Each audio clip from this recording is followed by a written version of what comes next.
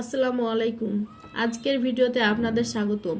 আজ আমরা দেখব কিভাবে একটি সাধারণ কাগজ আর একটি কলম দিয়ে তৈরি করা যায় একটি অসাধারণ ফুলের নকশা। কখনো কখনো খুব সাধারণ জিনিস দিয়েই তৈরি হয় অসাধারণ কিছু, আর এই ফুলের আঁকাটি তার প্রমাণ। প্রথমে আমি খুব হালকা হাতে একটি ছোট্ট বৃত্ত এঁকে নিচ্ছি। এটাই হবে আমাদের ফুলের কেন্দ্র, যেন একটি ছোট্ট সূর্য যার চারপাশে জীবনের আলো ছড়িয়ে পড়বে। এবার এই কেন্দ্র থেকে আস্তে আস্তে বের হচ্ছে নরম বাঁকানো পাপড়িগুলো। প্রতিটি রেখা টানা হচ্ছে ধৈর্য দিয়ে, ভালোবাসা দিয়ে আর মনোযোগ দিয়ে। দেখুন কিভাবে এক একটি করে পাপড়ি ফুটে উঠছে, মনে হচ্ছে যেন কাগজের উপরে একটি সত্যিকারের ফুল জন্ম নিচ্ছে। এখন আমি পাপড়ির ভেতরে সূক্ষ্ম রেখা যোগ করছি। এই রেখাগুলোই ফুলটিকে আরো জীবন্ত করে তোলে, আরো বাস্তব করে তোলে। এগুলো যেন প্রকৃতির নিজস্ব নকশা, যা আমাদের চোখকে মুগ্ধ করে।